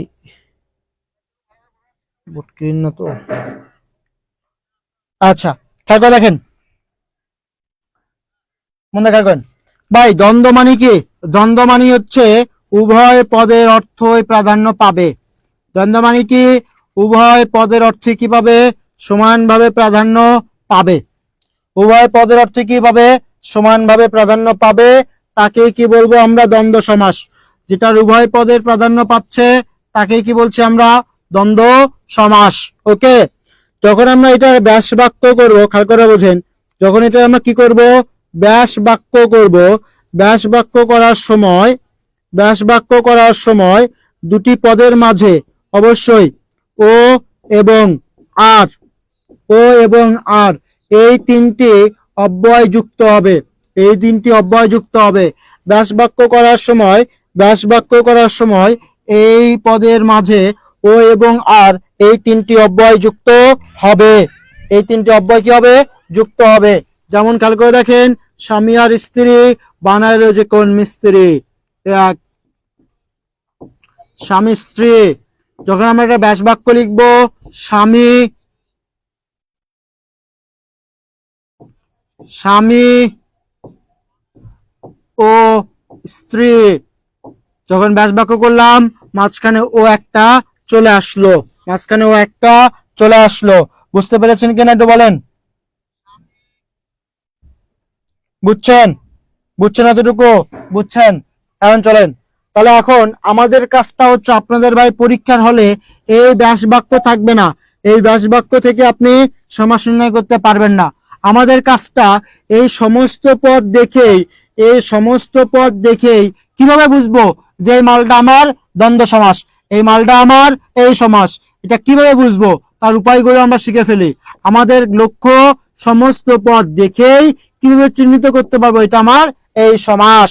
ওকে, চলুন আমরা শিখে আসি। প্রথমেই দ্বন্দ্ব, দেখেন দ্বন্দ্ব ভাই যতগুলো বিপরীত শব্দ আছে, ভালো করে খেয়াল করে দেখেন, যতগুলো কি শব্দ? বিপরীত শব্দ। যতগুলো কি পাবেন? বিপরীত শব্দ পাবেন। কি পাবেন বলেন তো ভাই? যতগুলা বিপরীত শব্দ পাবেন সবগুলো কি বলবেন? দ্বন্দ্ব সমাস। পৃথিবীতে যত বিপরীত শব্দ আছে সবগুলোকে কি বলবেন? দ্বন্দ্ব সমাস। যত বিপরীত শব্দ সবই কি? দ্বন্দ্ব। যত বিপরীত শব্দ সবকে দ্বন্দ্ব সমাস। যেমন এখানে কিছু উদাহরণ দেওয়া আছে, সুখ দুঃখ আয় ব্যয়, সুখ দুঃখ আয় ব্যয়। তারপর কি বলতে পারি? জমা জমা খরচ, জমা খরচ। তাহলে কি?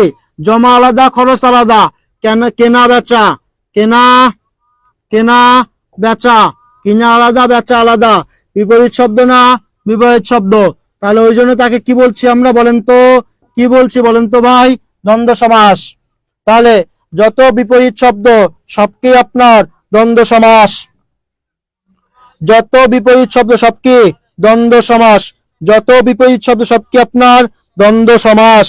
ওকে, বুঝছেন? ক্লিয়ারলি বুঝছেন কিনা বলেন? যত বিপরীত সব দ্বন্দ্ব। এবার একটা জিনিস খেয়াল করে দেখেন, যত প্রকার সমার্থক শব্দ আছে, যত প্রকার সমার্থক শব্দ, সমার্থক, যত প্রকার সমার্থক শব্দ আছে সবই আমার কি? সবই আমার দ্বন্দ্ব সমাস। যত প্রকার সমার্থক শব্দ আছে সবই আমার দ্বন্দ্ব সমাস। যত প্রকার সমার্থক শব্দ আছে সবই আমার দ্বন্দ্ব সমাস। যেমন দেখেন, হাট বাজার চাল চলন। হাটও যা বাজারও তাই ভাই, একই বিষয়। চালও যা চলনও তাই, সমার্থক শব্দ। আরো কিছু সমার্থক শব্দ আমি বলি আপনাদেরকে। যেমন দেখেন আরো সমার্থক শব্দ, মোল্লা মোল্লা মৌলভী, মোল্লা মৌলভী। দেখেন মোল্লা যা মৌলভী তাই। ডাক্তার বৈদ্য, ডাক্তার বৈদ্য। জিনিসটা মন দিয়ে খেয়াল করে দেখেন তো, জিনিসটা মন দিয়ে খেয়াল করে দেখেন। মোল্লা মৌলভী ডাক্তার বৈদ্য, মোল্লা মৌলভী ডাক্তার বৈদ্য, এগুলো কি সমার্থক শব্দ না? এগুলো আপনাদের সমার্থক শব্দ। ঠিক আছে, এগুলো আপনার সমার্থক শব্দ। ওই জন্য তাকে কি বলবেন? এইরকম সমার্থক শব্দ যদি থাকে তাকেও বলবেন দ্বন্দ্ব সমাস। সমার্থক শব্দ থাকলেও কি বলবেন? দ্বন্দ্ব সমাস। বোঝা যাচ্ছে? এই বুঝতে পারছিস?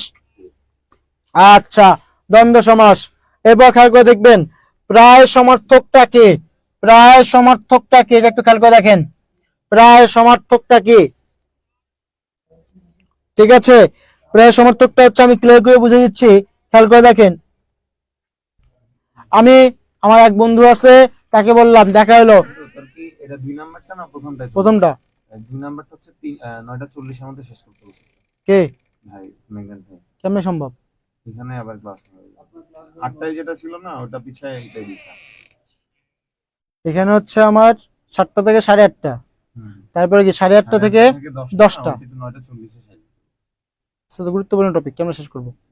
দেখ, মানে বলতে বললো, মানে আমার 8টায় একটা ক্লাস ছিল, ওইটা কি ক্লাস? হচ্ছে 9:45 এ নিব আমরা, মানে একই সাথে নিলে তো অডিয়েন্স, ওই বুঝলি, সেই জন্য একটু 9:40 এর মধ্যে চেষ্টা করিস। আচ্ছা, যেমন ধরেন প্রায় সমর্থকটা কি, প্রায় সমর্থকটা কি, প্রায় সমর্থকটা আগেই বলছি আমরা। একটা শব্দ আমরা উচ্চারণ করলাম, একটা শব্দ উচ্চারণ করার পরেই মনের অজান্তেই আরেকটা শব্দ উচ্চারণ করে ফেলছি। ভালো করে বোঝেন, একটা শব্দ আমরা উচ্চারণ করেছি, যেমন চা, ভালো দেখেন, চা একটা শব্দ উচ্চারণ করলাম, আরেকটা পরের শব্দ মনের অজান্তেই আমাদের চলে আসে, যেমন চার সাথে কি আসে বলেন তো ভাই? টা আছে, চা টা। এরপর দেখেন আবার কি বলেন বন্ধু বান্ধবদের, বন্ধু আজান তাজান দিছে নাকি রে? এই যে আজানের সাথে তাজান এই কোনো সম্পর্ক আছে? নাই। এই যে আজান তাজান, তো এই যে একটা শব্দ বললেই আরেকটা শব্দ কি অটোমেটিক্যালি চলে আসে, অনায়াসই চলে আসতেছে, এবং পূর্বপদের সাথে পরপদের অর্থগত কোনো মিল নাই, কিন্তু সমার্থক শব্দে অর্থগত মিল আছে। বুঝতে পেরেছেন? বুঝছেন? এবার কি বলতেছেন, এই বন্ধু কাপড় চোপড়টা একটু ধুয়ে দিতে হবে, কাপড়ের সাথে চোপড়ের সম্পর্ক আছে। বন্ধু পোকামাকড়ের উপদ্রব বেড়ে গেছে, পোকার সাথে মাকড়ে কি কোনো আছে? এ কলম টলমটা একটু দে তো, এই যে কলমের সাথে টলমের কোনো সম্পর্ক আছে?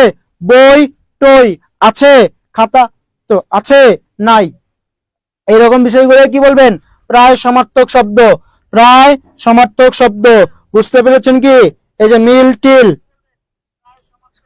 এই যে ক্লাস ক্লাস, হ্যাঁ এই যে ক্লাস ক্লাস, বন্ধু তন্ধু, বাজার টাজার, সাবাস, এই বিষয়গুলো কি আপনার প্রায় সমার্থক? তাহলে সবগুলো আপনার কি হবে? দ্বন্দ্ব হবে, সবগুলো কি হবে? দ্বন্দ্ব হবে। বুঝছেন? বুঝছেন? ওকে, এখন চলে আসেন ভাই বিরোধ। কি দেখবেন? বিরোধ। বিরোধ, বিরোধ মানে কি ভাই? ঝগড়া। বিরোধ মানে কি? ঝগড়া বা ক্লাশ। ঝগড়া বা কি? Clash, CLASH, clash, clash. বিরোধ মানে কি ভাই? ক্লাশ। ঝগড়া বা কি? ক্লাশ, বিরোধ। ঠিক আছে, এই দেখেন বিরোধ মানে যেগুলো ক্লাশের সম্পর্ক রয়েছে সেগুলো কি বলবো কি আমরা? বিরোধ। যেমন দা কুমড়া, ভাই কুমড়াটা কাটতে আপনার দায় লাগে, ওই যে কথায় কথায় বলে না, কিরে তোদের দুই ভাইয়ের মধ্যে কি দা কুমড়ার সম্পর্ক? মানে কি ভাই? মারামারির সম্পর্ক। বুঝছেন? দা কুমড়া। ওহি নকুল, আর কি বলছেন? ওহি নকুল, ওহি নকুল। দেখেন ভাই, ওহি মানে হচ্ছে সাপ, এই ওহি মানে কি? সাপ। আর নকুল মানে কি? বেজি। আচ্ছা, সাপ এবং বেজির মাঝে সম্পর্কটা কেমন? বেজির মাঝে সম্পর্কটা কেমন আপনারা তো ভালো জানেনই ভাই, আমাকে বলতে হবে। সাপ বেজি, তাহলে কি এগুলো বৃহৎ সম্পর্ক না? সাপ নেউল বৃহৎ সম্পর্ক না? এগুলো কি মাঝখানে কি মারামারির সম্পর্ক রয়েছে?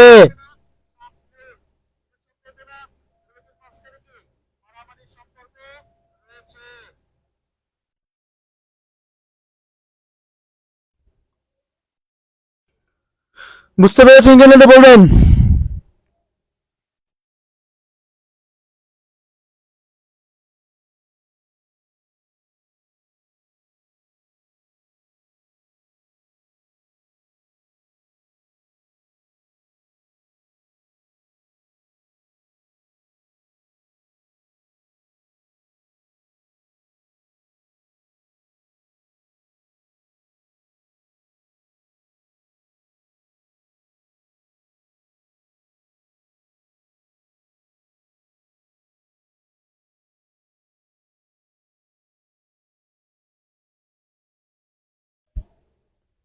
ওকে, ক্লিয়ারলি বুঝছেন। এখন চলে আসেন ভাই মিলন। এখন চলে আসবেন কি? মিলন। এই মিলন মানে কি ভাই? মিলন বুঝায়, মিলন মা বাবা, মিলন বুঝাবে। মিলন যদি বুঝায় তাহলে তাকে কি বলবেন? দ্বন্দ্ব সমাস। মিলন, মা বাবা ভাই বোন। মিলন মানে ভাই একটা কথা যদি বলি, পরিপূরক সম্পর্ক। কি সম্পর্ক? পরিপূরক সম্পর্ক। এই যে পরিপূরক সম্পর্ক মানে একটা ছাড়া আরেকটা কি চলে না, একটা ছাড়া একটা চলে না, পরিপূরক। যেমন খেয়াল করে দেখবেন, পরিপূরক, পরিপূরক সম্পর্কটা কেমন? যেমন দেখেন গাড়ি এবং তেল গাড়ি, তেল আর গাড়ি। দেখেন তো ভাই, তেল এবং গাড়ি এটা কি একটা সাথে কি পরিপূরক সম্পর্ক না? তেল ছাড়া কি গাড়ি চলবে? পরিপূরক সম্পর্ক কিনা বলেন? পরিপূরক সম্পর্ক কিনা? হ্যাঁ রুয়াম রুশান, সাবাস। এই যে তারপরে যেমন দেখবেন পরিপূরক সম্পর্ক রয়েছে স্বামী স্ত্রীর মাঝখানে, মাসি পিসি, একটা ছাড়া এটা হয় না, মাসি পিসি। ঠিক আছে, তারপরে রাজা রানী, হ্যাঁ সাবাস, এই যে বুঝতে পেরেছেন, চা বিস্কুট, সাবাস। এই বিষয়গুলোকে কি বলছেন? এই বিষয়গুলোকে বলছেন দ্বন্দ্ব সমাস। ক্লিয়ার? তোর এখন কানে এগুলো থাপ্পড়া খেয়ে দেবো কিন্তু আমি। এক থাপ্পড়ে তুই এখান থেকে চলে যাবি। ভাই সমাজ লিখুন না ভাই, কি লিখবি না তুই? তা পরীক্ষা যখন আসবে তখন কি করবি তুই? উপরঙ্গা লিখুন। বিশ্ববিদ্যালয়ের পরীক্ষা যখন আসবে?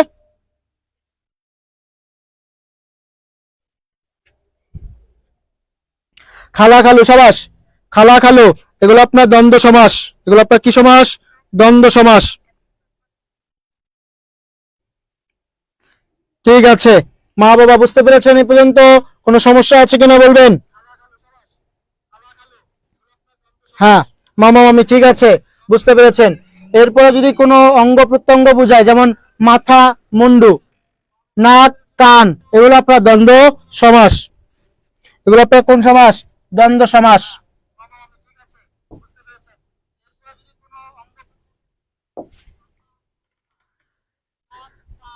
ঠিক আছে,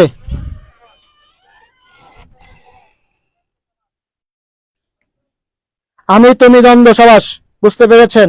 এবার খেয়াল করেন ভাই, এখন যে বিষয়গুলো সবচেয়ে বেশি গুরুত্বপূর্ণ সেই বিষয়গুলো একটু দেখব। প্রথমে আগে দেখি অলোক দ্বন্দ্ব।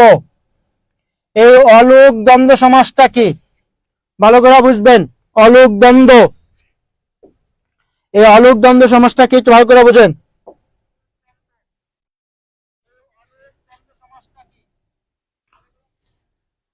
অলোক দ্বন্দ্ব, এই যে অলোক দ্বন্দ্ব, অলোক দ্বন্দ্ব মানেই, অলোক দ্বন্দ্ব সমাস মানেই, শোনেন, পূর্বপদ এবং পরপদ দুটা পদেই বিভক্তি যুক্ত থাকবে। আরো করে বুঝেন, আমি উদাহরণ দিচ্ছি। ধরেন ঘরে, বাহিরে,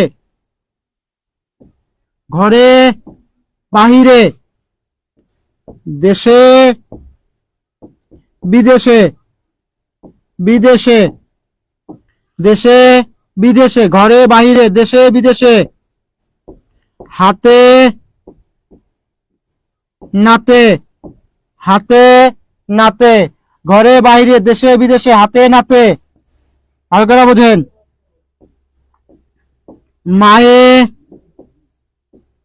ঝিয়ে, মায়ে, ঝিয়ে, মন দিয়ে ভালো করে বোঝেন।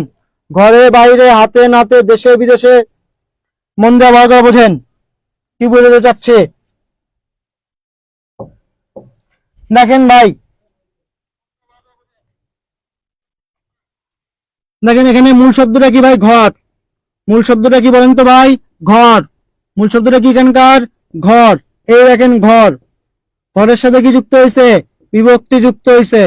এরপর এখানে দেখেন মূল শব্দটা কি? বাহির। মূল শব্দটা কি? বাহির। তার সাথে কি যুক্ত হয়েছে? বিভক্তি যুক্ত হয়েছে। এইরকম পূর্বপদ এবং পরপদ দুটা পদেই যদি এরকম বিভক্তি যুক্ত থাকে, পূর্বপদ এবং পরপদ দুটা পদেই যদি বিভক্তি যুক্ত থাকে, তাহলে চোখটা বন্ধ করে তাকে বলবেন অলোক দ্বন্দ্ব। কি বলবেন? অলোক দ্বন্দ্ব সমাস। ঠিক আছে, অলোক দ্বন্দ্ব সমাস। যদি পূর্বপদের সাথে বিভক্তি, ভালো করে বোঝেন, পূর্বপদ, পূর্বপদের সাথে কি? বিভক্তি। এর সাথে কি যুক্ত হবে? বিভক্তি যুক্ত হবে। পূর্বপদের সাথে বিভক্তি এবং পরপদ, পরপদের সাথেও কি? বিভক্তি যুক্ত। পরপদের সাথেও কি? বিভক্তি যুক্ত থাকে, তখন তাকে কি বলি? পূর্বপদ এবং পরপদ দুটো পদের সাথে যদি বিভক্তি যুক্ত থাকে, তখন তাকে বলি অলোক দ্বন্দ্ব। হ্যাঁ, শয়নে, স্বপনে, শয়নে, স্বপনে, ঠিক বলেছেন। তাহলে এটার একটু উত্তর করেন, এটা উত্তর কর। ছেলে মেয়ে, ছেলে মেয়ে, এটা কোন সমাস? ছেলে মেয়ে, এটা কোন সমাস? কোন দ্বন্দ্ব? অলোক দ্বন্দ্ব। হাতে কলমে, হ্যাঁ সাবাস, অলোক দ্বন্দ্ব। হাতে কলমে অলোক দ্বন্দ্ব। হাত এবং কলম আগে পরে। এই আগে পরে অলোক দ্বন্দ্ব না? এই আগে পরে কেন না? ছেলে মেয়ে পড়লেই বুঝতে পারবেন। এটা একটু বলেন, সবাই একটু কমেন্টে বলেন যে এটা কি সাধারণ দ্বন্দ্ব না অলোক দ্বন্দ্ব? সাধারণ দ্বন্দ্ব না অলোক দ্বন্দ্ব? এটা একটু বলেন তো সবাই।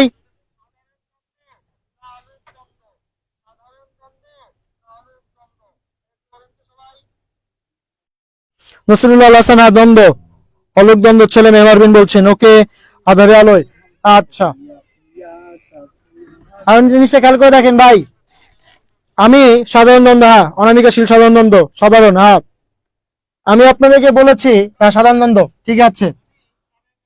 দেখেন ঘর এবং বাহির, যদি বলতো ঘর বাহির তাহলে সাধারণ দ্বন্দ্ব, তাই না? তার সাথে বিভক্তি যুক্ত করে দিয়েছে ঘরে বাহিরে, তখন অলুক দ্বন্দ্ব, বিভক্তি যুক্ত হয়েছে। এখানকার মূল শব্দটাই তো ভাই ছেলে, এখানকার মূল শব্দটাই তো মেয়ে, তার সাথে কি কোনো প্রকার বিভক্তি যুক্ত হয়েছে? না। বুঝতে পেরেছেন? তাহলে ওই জন্য ঠিক সেম ভাবে আগে পরে একই বিষয়, সাধারণ দ্বন্দ্ব। ক্লিয়ারলি বুঝছেন? হ্যাঁ আগেও পরে সাধারণ দ্বন্দ্ব, ঘরে বাইরে। ক্লিয়ারলি বুঝছেন কিনা বলেন? ক্লিয়ারলি বুঝছেন কিনা এলে বলেন। মারবেন বুঝছেন? হ্যাঁ উফ বললেই হবে না ভাইয়া, ভালো করে বুঝতে হবে, উপের সাথে অনেক কিছুই। ওকে,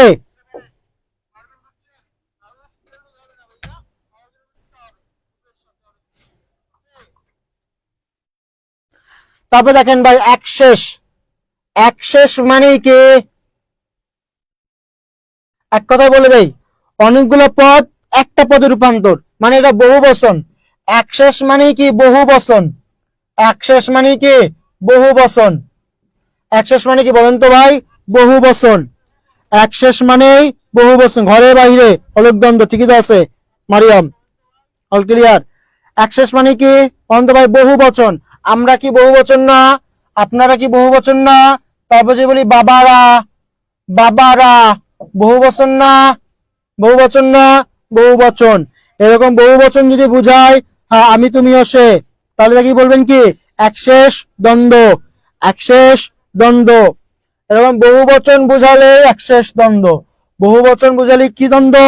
একশেষ দ্বন্দ্ব।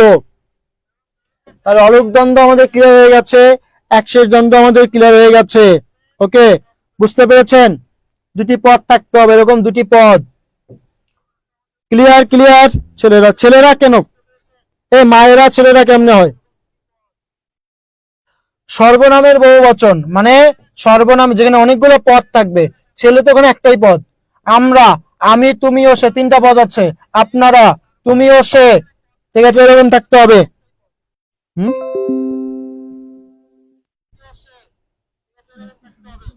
আচ্ছা সমাস কত মার্ক থাকে? সমাস এখানে আমরা তোমরা। ওকে, ক্লিয়ারলি বুঝতে পেরেছেন? বহুপদী মানে ভাই একাধিক পদ থাকবে। বহুপদী মানে কি বলেন তো? একাধিক পদ থাকবে। যেমন দেখেন টক ঝাল মিষ্টি, তিনটা পদ আছে। এক দুইয়ের অধিক পদ থাকলে তাকে বলে কি? বহুপদী। দুইয়ের অধিক পদ থাকলে কি? বহুপদী। দুইয়ের অধিক পদ থাকলে তাকে কি বলবো আমরা? বহুপদী। দুইয়ের অধিক পদ থাকলে তাকে কি বলবো?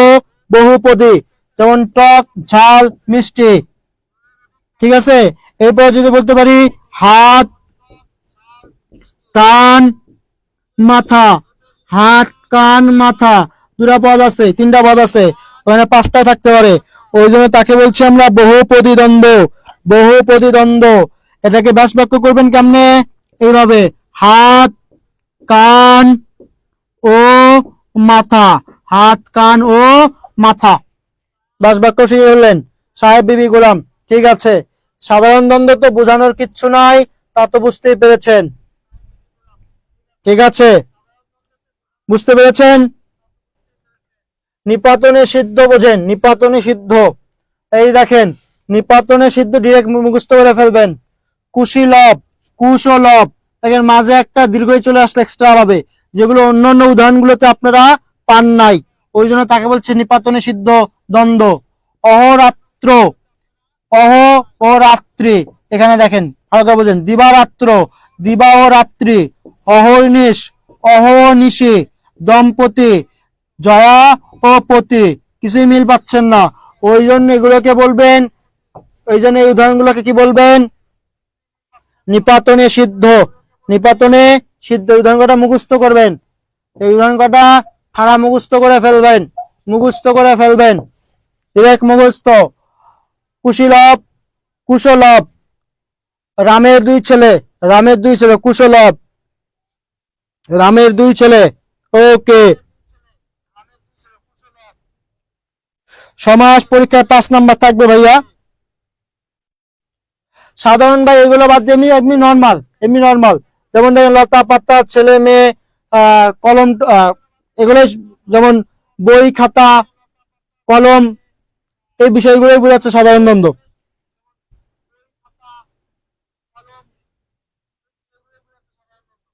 ওকে, বুঝতে পেরেছেন? কুশীলব এরা মুখস্থ করে ফেলবেন।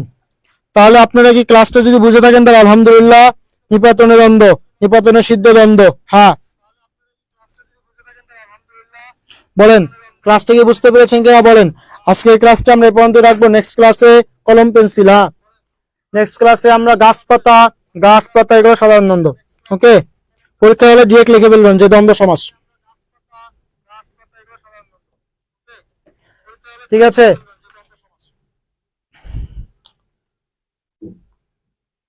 ভাই অলকের শেষে কি একার থাকে? হ্যাঁ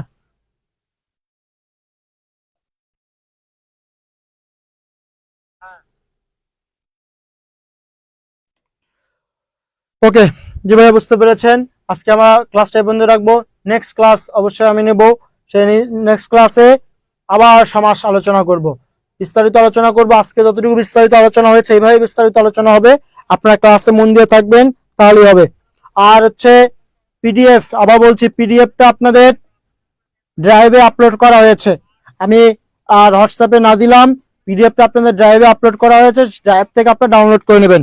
ড্রাইভে আপনাদের আছে, ড্রাইভ থেকে আপনি ডাউনলোড করে নেবেন পিডিএফটি। আল্লাহ হাফেজ ভাইয়া, ভালো থাকবেন, শুভরাত্রি।